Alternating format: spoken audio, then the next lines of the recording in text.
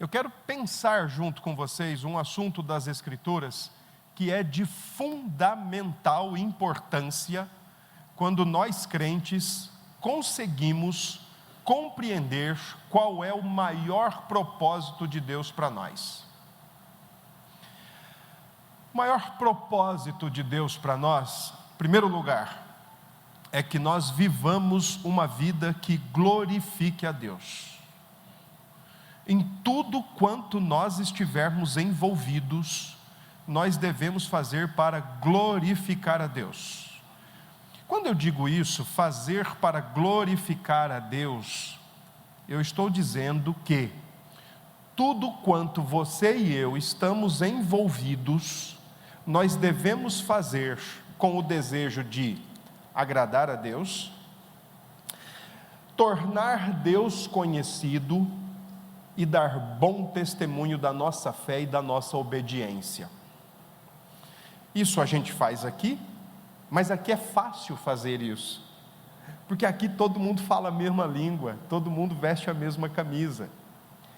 Talvez o mais desafiador, e aí eu quero entrar um pouquinho na realidade de vocês, seja o casamento, onde marido e mulher estão totalmente, literalmente desnudados um para o outro, e marido e mulher ambos conhecem reciprocamente virtudes e defeitos.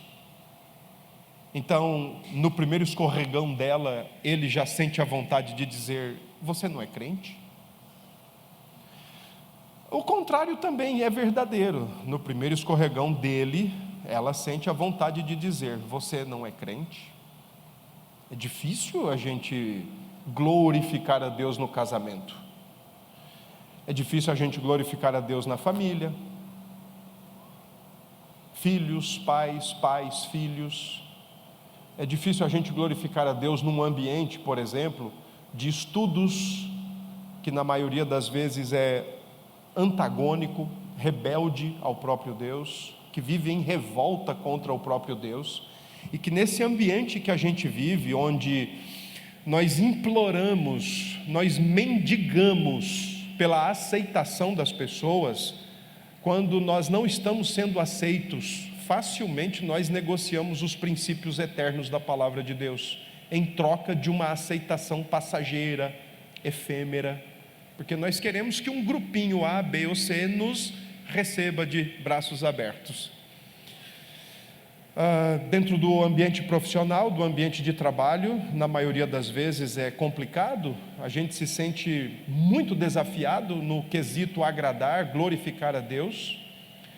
Afinal de contas, a gente trabalha com muita gente, com muitos segmentos de pensamento, de religião, filosóficos inclusive, imorais.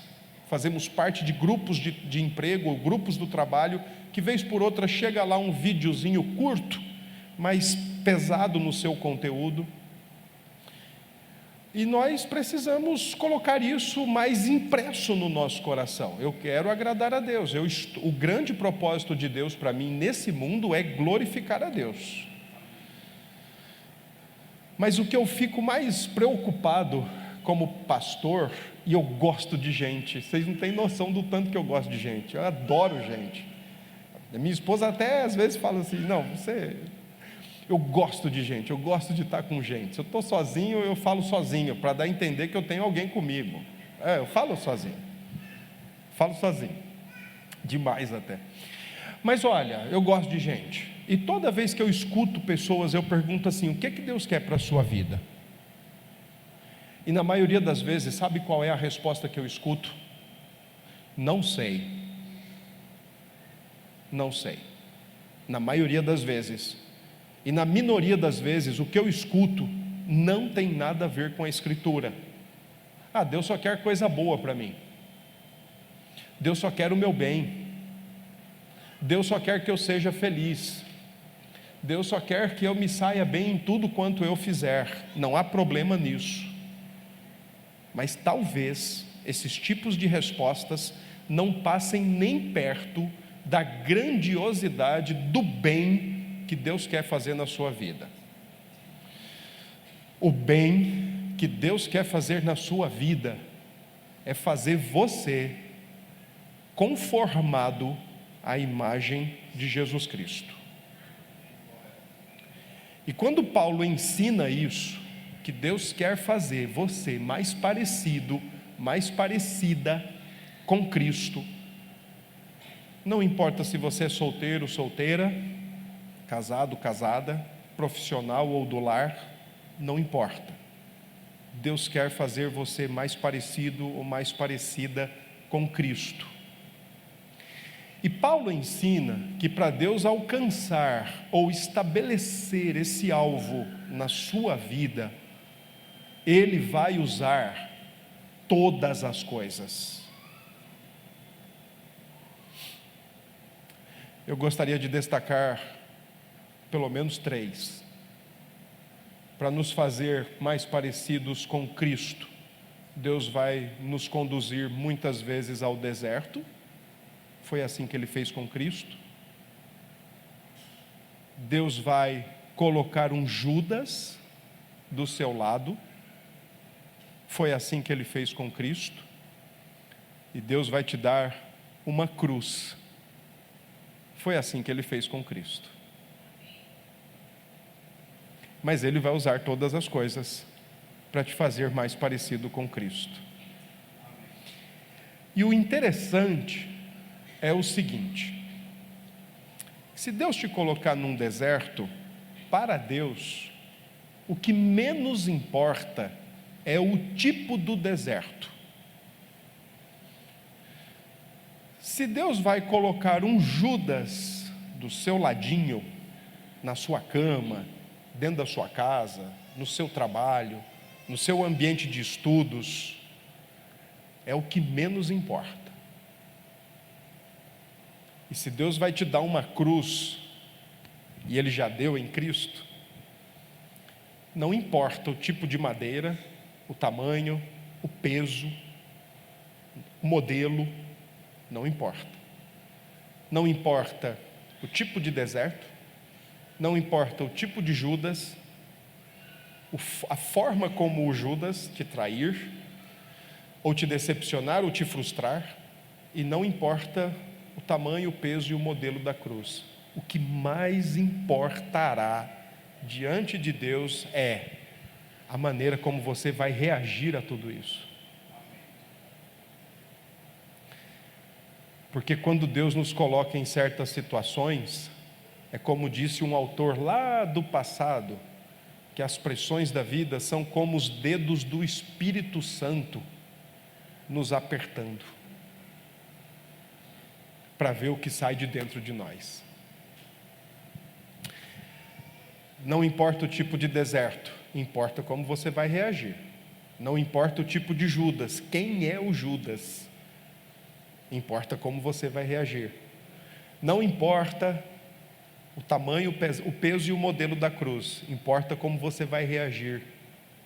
Porque a maneira como você reagir vai mostrar se você está mais parecido com Cristo, ou se ainda a velha natureza, o velho homem, a velha mulher impera no seu coração.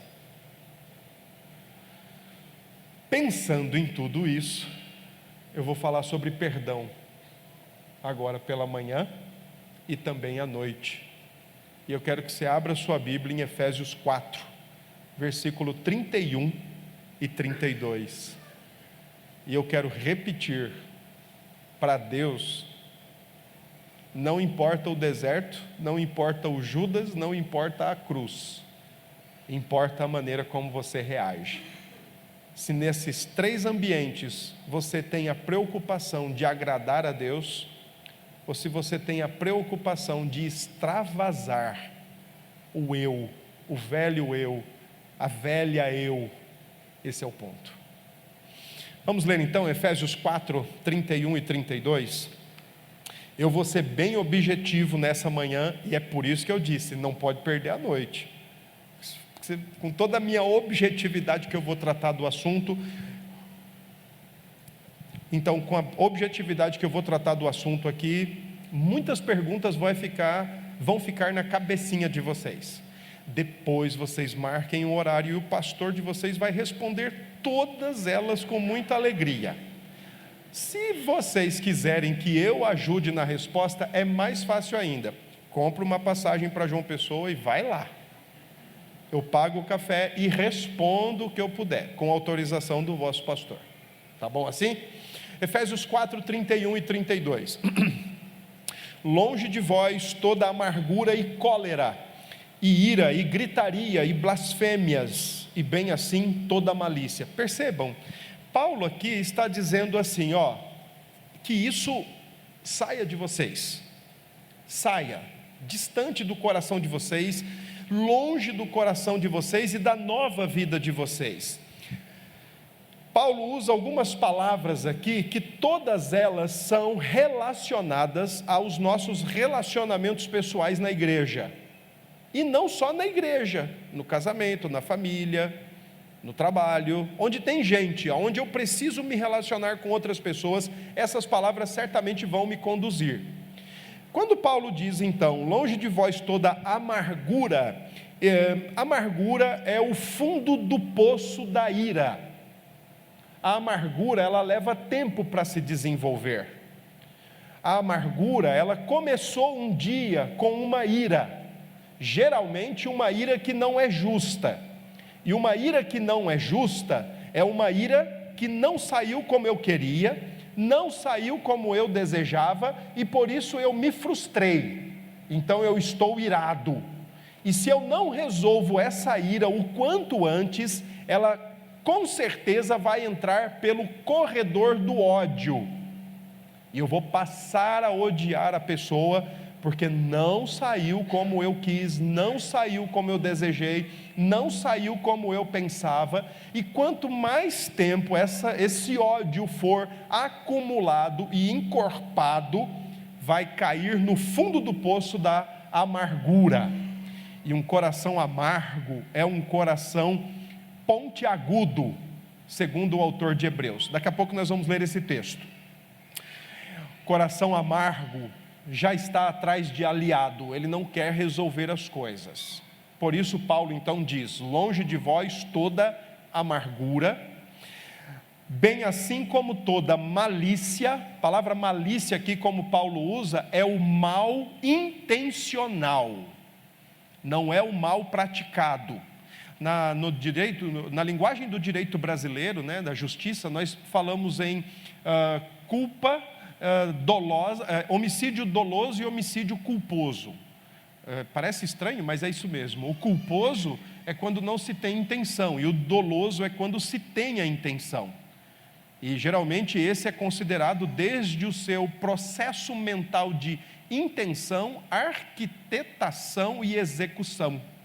Quando Paulo usa a ideia de malícia, ele está usando então, portanto, aquela fomentação do coração que convive com a intenção diária de fazer o mal, de retribuir ou de se vingar.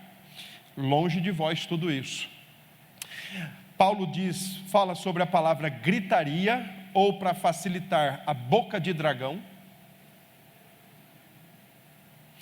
Blasfêmias, que aqui não tem a ver com o Espírito Santo, a blasfêmia contra o Espírito Santo, mas tem a ver com o falar mal, a maledicência. Blasfêmia aqui no texto significa isso, você maldizer pessoas, suas virtudes são esquecidas, mas seus defeitos são exaltados, e viram armas na mão do coração amargurado. E bem assim, toda malícia, já expliquei malícia, eu pulei as palavras, cólera e ira, duas palavras gregas para a reação iracunda e bravia do coração. Só que tem um detalhe, Paulo aqui não está dizendo o seguinte, tire tudo isso do coração de vocês, e pronto, o coração de vocês vai ficar livre, leve e solto. Pelo contrário, Paulo está ensinando um processo que é fundamental para nós crentes entendermos a vida como Deus quer, glorificarmos a Deus e vermos Cristo mais conformados em nós. O apóstolo Paulo entende que a vida cristã é um ato contínuo de substituição.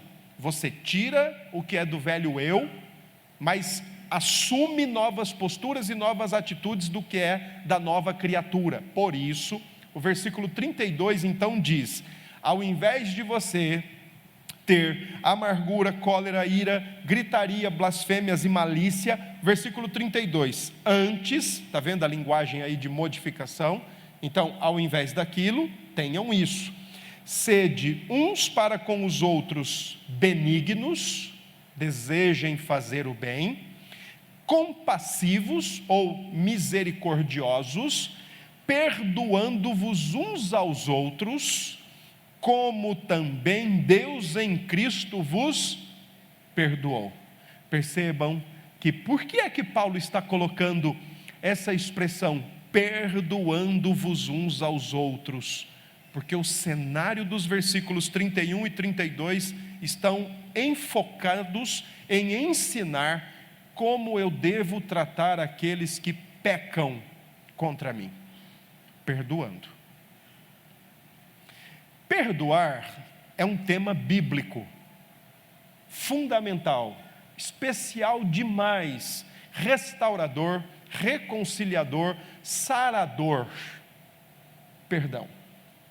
Aliás, era disso que nós todos carecíamos diante de Deus. E foi isso que Deus nos deu em Cristo Jesus, por causa de Cristo. Porque aquilo que Cristo fez na cruz conquistou o perdão de Deus para nós. Igreja do Senhor Jesus Cristo é uma comunidade de pecadores perdoados, mas com um alvo: perdoados para perdoar. Noto, de vez em quando, alguma confusão em cima do tema, porque muita gente ainda revela uma falta de compreensão mais esclarecida do que é perdoar. Por exemplo, pessoas me dizem: perdoar, pastor, eu nunca vou esquecer. Mas quem foi que falou que perdoar é esquecer? Deus não esqueceu o que eu e você fizemos contra Ele. Deus jamais pode esquecer. Aliás, você confiaria num Deus que pode esquecer das coisas? Você confiaria num Deus que pode simplesmente hoje, enquanto você está orando, Ele está ali: que legal, o meu servo José Carlos da Silva está orando, que bom. No dia seguinte, o mesmo José Carlos da Silva orando: mas quem é esse aí? Não consigo me lembrar o nome dele. E o que foi que ele pediu ontem? Vocês confiariam num Deus que pode esquecer? A Escritura diz que Deus é onisciente. Quando diz que Deus é onisciente, está dizendo que Deus tem todo o conhecimento. Aliás, Ele é todo o conhecimento. Ele conhece o passado, o presente e o perfeito como um simples ponto, como uma massa total. Nada foge o conhecimento de Deus, nada passa batido do conhecimento de Deus, nada pega Deus de surpresa. Rapaz, esse menino, olha o que ele fez, eu não esperava isso dele. Que menino traquina. O Deus da Escritura não sofre de amnésia. O Deus da Escritura não tem a menor possibilidade de sofrer com Alzheimer ou qualquer outro problema degenerativo da memória. O Deus da Escritura, Ele é conhecimento e Ele tem todo o conhecimento.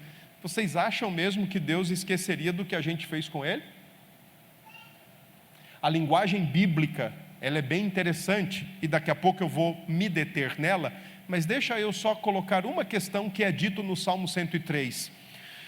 O salmista diz assim para o Senhor Deus: ainda bem que o Senhor não nos trata segundo o nosso pecado. Ainda bem que o Senhor não nos trata segundo o nosso pecado. Ele esquece? De forma nenhuma. Ele prefere não nos tratar segundo o nosso pecado. Ele vai lembrar eternamente.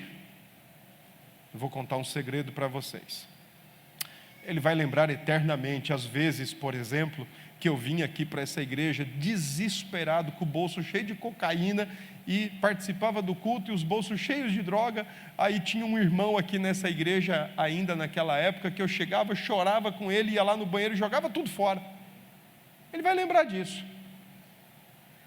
Ele vai lembrar das vezes que eu menti, ele vai lembrar das vezes que eu fiz coisas erradas, ele vai lembrar de tudo, mas ainda bem que ele não me trata segundo o que eu fiz, porque Deus não esquece. E vocês acham que a gente esqueceria?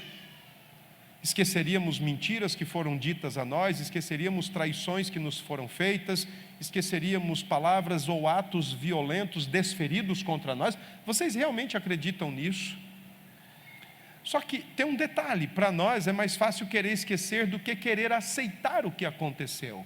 E geralmente quando nós revelamos certa dificuldade em aceitar o que aconteceu, nós não estamos conseguindo olhar para a soberania de Deus, usando todas as coisas para nos fazer mais parecidos com Cristo, e nós estamos de alguma forma elevando a nossa reputação até a mais elevada do que a de Cristo. Quem fulano pensa que é para fazer isso comigo? Quem fulana acha que é para fazer isso comigo? Perdoar não é esquecer. Eu já lhe adianto, se você quiser fazer a pergunta, quer dizer que eu vou ter que lembrar para o resto da vida o que foi feito ou o que me foi dito? Sim, a não ser que você tenha um Alzheimer, sim, a não ser que você tenha uma amnésia, porque nós criaturas podemos ter, sim, você vai ter que se lembrar disso. Mas existe um caminho melhor, isso não precisa ser um disco enroscado no seu coração, provocando mágoa e amargura o tempo todo. É possível se livrar disso. Segundo, perdoar não é deixar para lá. Ou, como nos desenhos animados faziam muito, né? Levantava-se o tapete e varria a sujeira para debaixo do tapete. Uma hora o tapete levanta. Uma hora alguém vai revisitar o assunto e vai trazer o assunto e vai lançar em rosto. Perdoar não é deixar para lá. Perdoar não é empurrar para debaixo do tapete. Pessoas, quando pedem perdão, elas querem uma resposta, e você tem que dar uma resposta. Está perdoado. Ah, não, deixa isso para lá. Não, não deixa não. Uma hora a gente revisita o assunto. É só aparecer a hora e o local ideais para nós revisitarmos. Agora eu vou, deixa eu usar outra expressão, agora é a minha vez. Agora eu me vingo.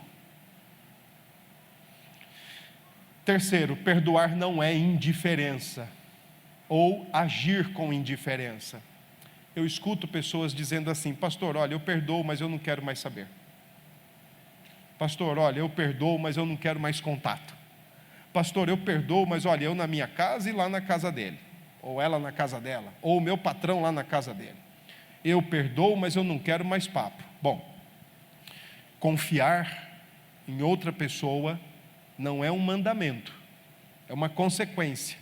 Confianças, quando quebradas, elas precisam ser resgatadas, restauradas, e elas podem ser resgatadas e restauradas para melhor, inclusive. Porém, perdão é uma ordem, independente de quando você vai conseguir confiar de novo, é uma ordem. Então, perdoar não é um assunto de se tratar com indiferença. Você já imaginou Deus, o Deus bondoso, santo, que você saiu da sua casa hoje para vir cultuá-lo aqui, se Ele o tratasse ou a tratasse com indiferença? Tá bom, meu filho, você está perdoado, só que é o seguinte, hein? Você aí e eu aqui, não me peça nada, não fale comigo. Já pensou se fosse assim? Perdoar é necessário para deixar a relação que já foi um dia melhor ainda. Foi isso que Deus nos fez em Cristo. Muito bem, já vimos o que não é perdão, então agora vamos ver o que é perdão. Não é esquecer, não é deixar para lá, não é agir com indiferença. Perdoar é uma promessa. Perdoar é uma promessa. Então, se você puder abrir a Bíblia em Hebreus 8, e agora nós vamos começar a ler Bíblia, tá bom? Hebreus 8, versículo 12.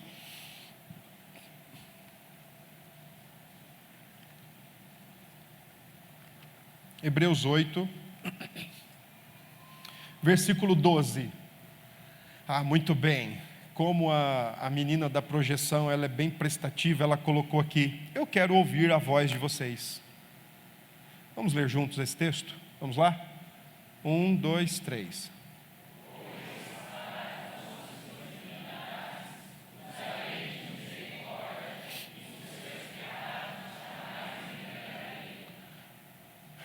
O autor de Hebreus está citando o texto de Jeremias capítulo 31.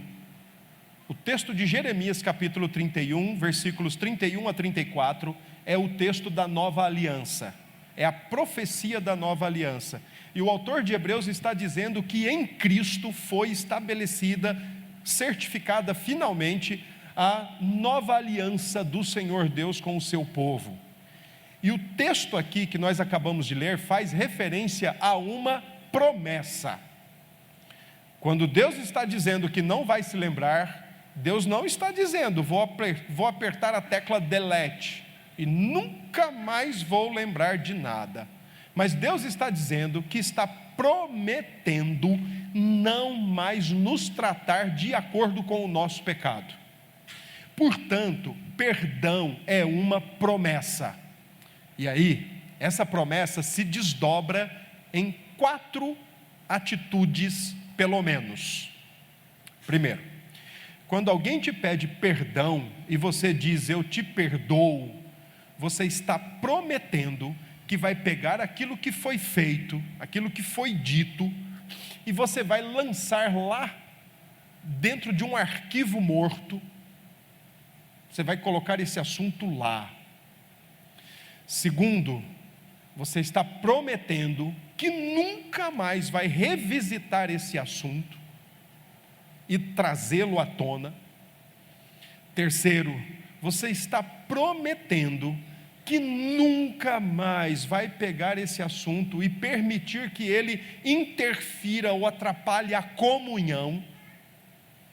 E quarto, você está prometendo que não vai falar mais desse assunto com ninguém, porque você perdoou. Esses quatro desdobramentos da promessa divina é exatamente o que Deus faz conosco. O perdão que Deus nos deu não interfere a nossa comunhão, Ele não joga em nosso rosto o que nós fizemos, Ele não fala com ninguém, Ele não fala nem com os anjos: olha, anjinhos, vocês estão vendo lá fulano. Ele não faz isso. E muito menos ainda, Ele não permite que a nossa relação seja interferida. Perdoar é você dizer que promete que o que foi feito jamais vai revisitar, atrapalhar, lançar em rosto ou comentar com alguém. Segundo, perdoar é abrir mão da vingança. Romanos capítulo 12, verso 19. Abra sua Bíblia, por favor. Uma vez que você perdoa alguém e exerce compaixão e misericórdia como Cristo exerce, e se Deus quer fazer você como Cristo, Ele vai colocar muitas ocasiões dessas naturezas para que você desenvolva o teu coração como Cristo, no sentido de perdoar. E para Deus não importa o quê? O deserto, não importa o Judas, não importa a cruz, importa como você reage. Porque quando Deus faz isso, e as pressões, ou os dedos do Espírito te apertam, ou sai pus, ou sai graça. Ou sai pus, ou sai graça. Romanos 12, 19. Vamos lá? Vamos ler novamente? Não.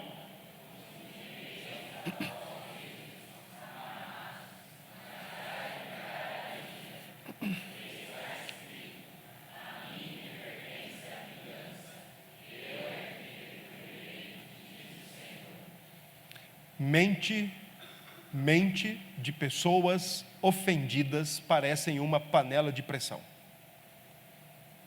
Ela levanta com o ofensor, ela passa o dia inteiro com o ofensor, e ela dorme com o ofensor, ela acorda de madrugada com o ofensor, ela vive a vida dela pelo ofensor. Parece que o que o ofensor fez há 20 anos atrás, parece que foi há alguns minutos atrás. Porque ela consegue manter com muita vivacidade tudo aquilo que foi feito. E, lamentavelmente, aquilo que começou com ira e já percorreu o caminho do ódio, está entrando no poço da amargura. E pessoas assim querem aliados, não querem resolver, na maioria das vezes querem aliados e querem exatamente fazer o que Paulo diz aos romanos para não fazer. Detalhe, quando Paulo escreve esse texto, Paulo está escrevendo para uma igreja em Roma, e especificamente esse versículo não tem a ver com um crente tratando outro crente, mas tem a ver como um crente deve tratar um não crente. Não desejar se vingar com um não crente, porque a vingança pertence a Deus. E quando o ofensor é um crente? Reconciliação através do perdão.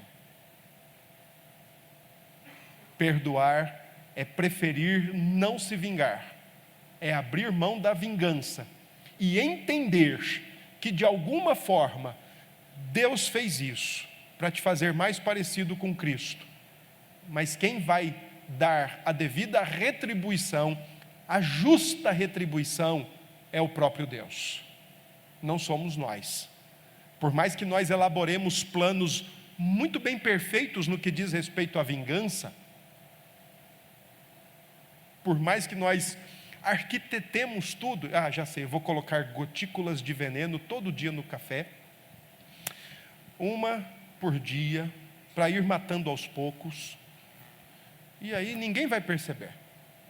Por mais que nós arquitetemos tudo isso, a perfeita retribuição vem de Deus. É abrir mão da vingança. Terceiro, perdão é uma ordem. Lucas, capítulo 17. Então, se você quiser abrir sua Bíblia, fazer suas anotações aí, faça. Lucas, capítulo 17. Esse é um dos textos mais importantes que o Senhor Jesus tem para o seu povo, para a sua igreja. Olha o que diz esse texto, versículo 3 e 4, nós vamos ler. Diz como? Vamos ler juntos? Acautelai-vos.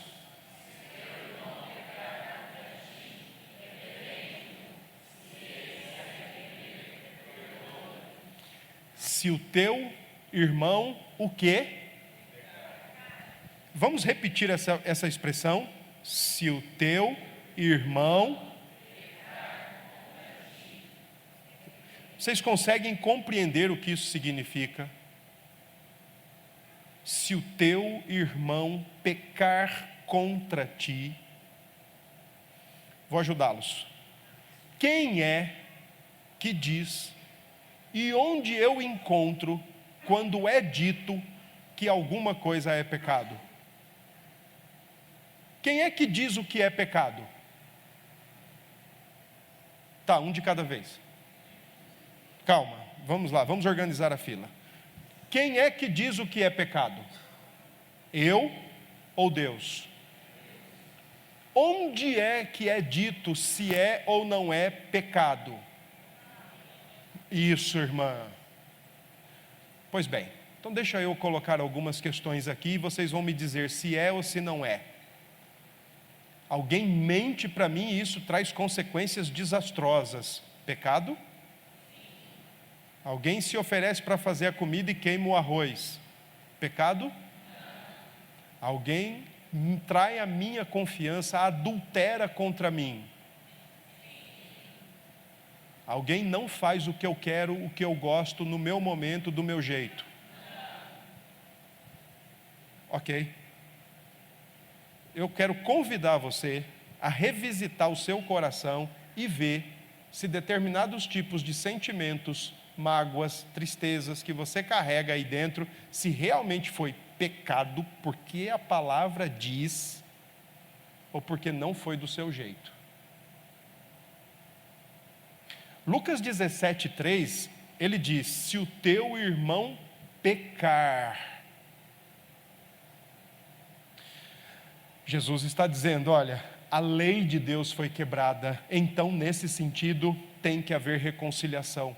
Mas se a lei de Deus não foi quebrada, por que eu tenho que ficar sofrendo mágoas e rancores por algo que não ofendeu a Deus em primeiro lugar, tampouco a mim, segundo as Escrituras? O versículo 4 diz uma coisa mais interessante ainda: se por 7 vezes no dia, e aí diz o quê? Pecar contra ti, e 7 vezes vier ter contigo dizendo, estou arrependido, perdoa-lhe. É uma ordem.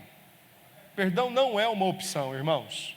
Perdão não é uma alternativa dentre 500 que você tem. Perdão é uma ordem.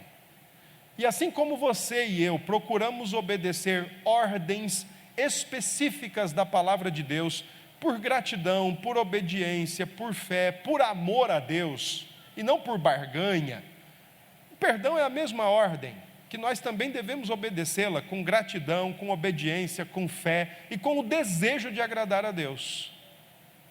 Porque quando as pressões nos espremem, ou sai pus, ou sai graça.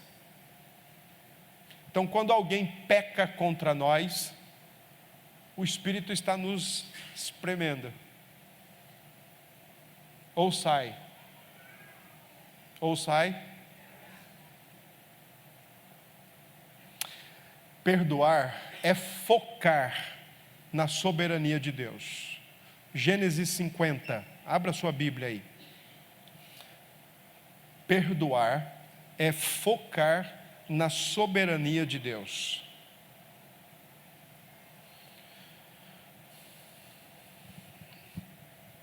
Olha, está aqui o texto. Vamos ler.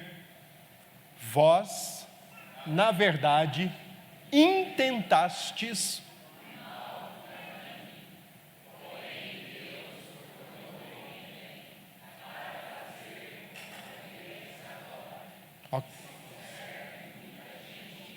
Amém. Esse texto é proferido por José, depois de todo o episódio da sua vida. Eu creio que vocês lembram. José deu pano para manga, José deu motivo. O pecado de José foi querer ser o filho perfeito. Aquele filho que fica vendo a presepada dos irmãos, fica ali como quem...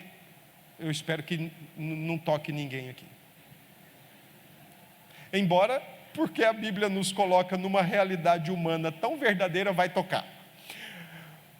O pecado de José foi o seguinte: ele era o irmão de uma galera de 12, e ele estava junto com essa turma lá no campo, só que ele ficava meio ali como quem está concordando, mas como quem não está concordando. Então ele via a presepada dos caras, chegava em casa e contava tudo.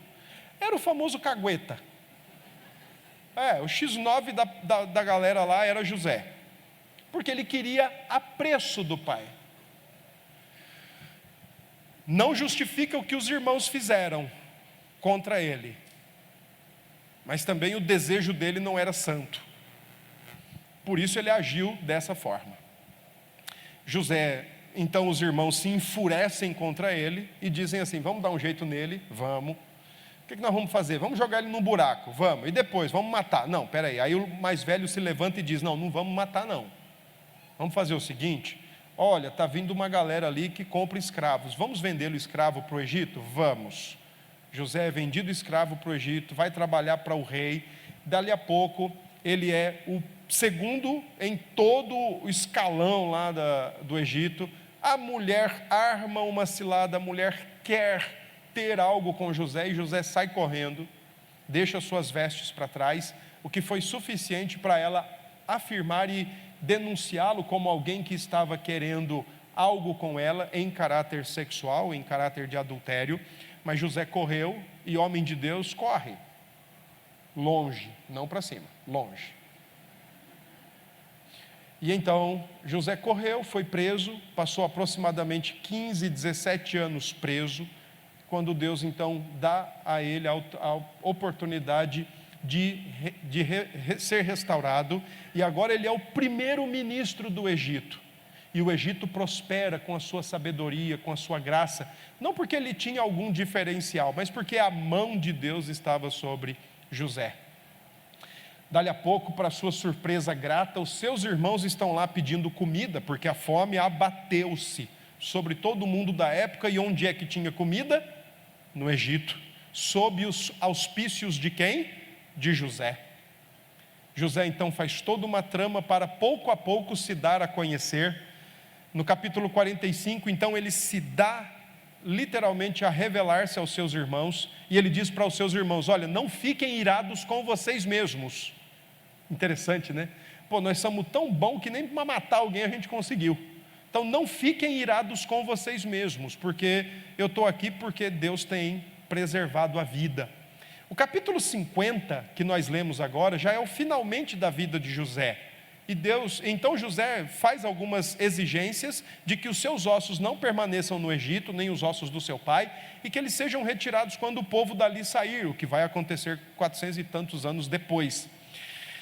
E esse versículo então, ele é o versículo que já se passou muito tempo. Muito tempo. Então José tem essa compreensão. O mal que vocês intentaram contra mim, eu particularmente, eu não gosto muito da maneira como essa versão, a revista e atualizada, traduz o texto. Ela diz, né, o mal que vocês intentaram contra mim, Deus tornou em bem. Eu não gosto muito dessa tradução, porque na verdade, o mesmo verbo hebraico, na primeira linha, intentastes, é o mesmo verbo tornou em bem. Então uma melhor tradução, para entendermos aqui mais claramente o que José quer dizer é: vocês intentaram, planejaram o mal, mas ao mesmo tempo Deus planejava o bem e usou o mal de vocês para conservar a vida do povo de Deus, mas muito mais que isso, a vida da nação da qual viria o Messias e a vida da igreja Betel de Porto Ferreira, porque sem Messias não teria essa igreja.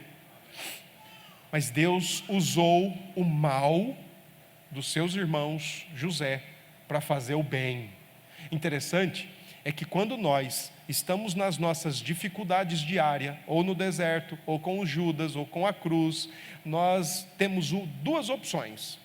Ou você olha para a soberania de Deus e começa a pensar, ainda que com muita dificuldade, mas treinar o seu pensamento: Deus quer me fazer semelhante a Cristo, isso aqui não é em vão. Ou você tem uma segunda opção, você olha para o seu ofensor e mata ele no seu coração todo dia, e aprisiona ele no seu coração todo dia. Só que tem um detalhe: maior culpa terá você do que ele. É melhor olhar para a soberania de Deus. Detalhe, enquanto José foi vendido, e enquanto José estava sendo levado para o Egito, ele não tinha essa noção. Essa noção veio depois. Nós temos a Bíblia, clara e cristalina para nos ensinar. Nós podemos ter essa noção durante e depois. Deixe-me pular aqui. Perdão bíblico para o crente. Por que ele é importante? Primeiro, para não afetar o nosso culto a Deus.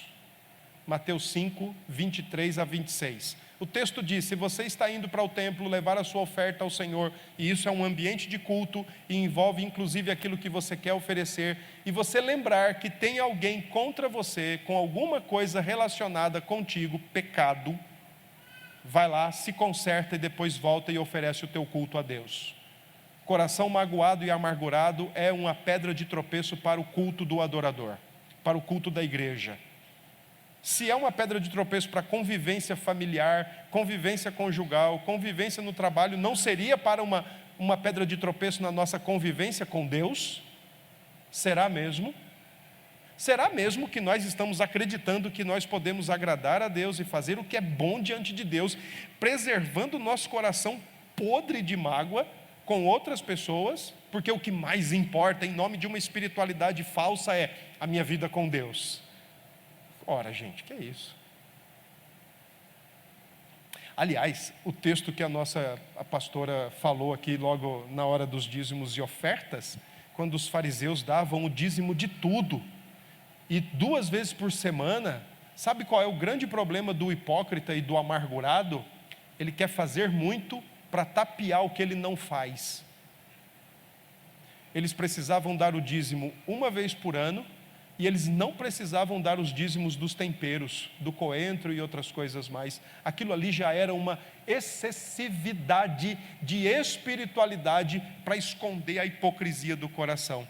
Então, na maioria das vezes, nós crentes seguimos esse caminho. Eu estou na igreja todos os dias, mas se o assunto é liberar o meu irmão, fazer uma promessa para ele de perdão, que eu não vou mais permitir que aquilo me atrapalhe com ele, eu vou assumir o prejuízo e assim por diante, eu me escondo por trás daquela aura de espiritualidade. Perdão bíblico é importante, primeiro, para não afetar nosso culto a Deus, a nossa vida com Deus. Segundo, para não cultivar a amargura. Hebreus 12:15. Olha o que diz esse texto. É um dos textos mais bonitos que eu gosto das Escrituras. Vamos ler juntos? 12:15, olha lá. Atentando diligentemente, porque ninguém seja faltoso, separando-se da graça de Deus, nem haja alguma raiz de amargura que brotando vos perturbe, e por meio, 16, dela muitos sejam contaminados. Rapidamente, por que o autor de Hebreus não quer que a igreja tenha raiz de amargura? Porque um coração amargurado é um coração de diamante. Sabe o que é isso? Inquebrável, impenetrável. E um coração de diamante produz uma língua pontiaguda, que com quem ela fala, ela mina, ela contamina. Então imagine eu amargurado com o vosso pastor. Eu chego para esse primeiro casal aqui, e aí, vocês gostam dessa igreja? Sim, gostamos. E o que vocês acham dessa igreja? Mas na verdade eu quero chegar no meu assunto central. O que é que vocês acham do pastor? E na primeira fala deles, que me mostre abertura para um defeito que eles já observaram, o meu coração de diamante conectado à minha língua pontiaguda vai picá-los. Ganhei 2 amargurados aliados para mim. Por isso que o autor de Hebreus não quer amargurados na igreja. Não quer em casa. Pais colocam filhos. Pai coloca filho contra mãe. Mãe coloca filho contra pai quando está amargurado. Já pensaram para ver isso? Já pararam para reparar? Terceiro e por fim, por que é que o perdão bíblico é tão importante para o crente? Para não nos privar do perdão divino. Mateus capítulo 6. Olha o que diz esse texto. Mateus capítulo 6, versos 14 e 15. Diz assim: porque se perdoardes aos homens as suas ofensas, também vosso Pai Celeste vos perdoará. 15. Porém, se não perdoardes aos homens as suas ofensas, lembra o que é pecado? Tampouco vosso Pai vos perdoará as vossas ofensas. Não vou entrar em detalhes de salvação aqui, mas uma coisa é certa: ao longo da vida, nós precisamos do perdão de Deus. Pecamos por pensamentos, pecamos por palavras, pecamos por ações. A oração do Pai Nosso é uma oração recorrente. O pedido de perdão de pecados para Deus é recorrente na nossa vida cristã. O dia todo o tempo nós estamos precisando, carecendo do perdão de Deus. E aqui existe um detalhe: como é que nós podemos pecar e pecamos, pedir perdão a Deus, sem perdoar o nosso irmão e querer que Deus nos perdoe? Que matemática é essa? Como é que nós podemos, com o coração amargurado, empedernido, chegar diante de Deus: oh Deus, hoje eu roubei uma bala no mercado, oh Deus, hoje eu contei uma mentira para minha mãe, oh Deus, hoje eu falei isso para minha esposa, eu falei isso para o meu esposo, Deus, eu me excedi na correção dos meus filhos hoje, me perdoe. Mas se está com a comunhão, a reconciliação fraturada, fragilizada, porque não perdoa as pessoas, quer ser perdoado por Deus? Jesus ensina que se nós não perdoarmos, nós mesmos estamos nos privando de receber o perdão divino em cada ocasião oportuna. À noite eu continuo. Não pode perder. Deus abençoe, irmãos. Enquanto o pastor vem para cá, eu quero só deixar uma pergunta para vocês. É possível nós colocarmos em prática tudo que nós ouvimos da Escritura? Sim. Sim, é possível. Se não fosse possível, não estaria na Bíblia. Mas existe uma questão: quer agradar a Deus ou quer agradar a si mesmo? Esse é o que vai definir tudo. Deus abençoe.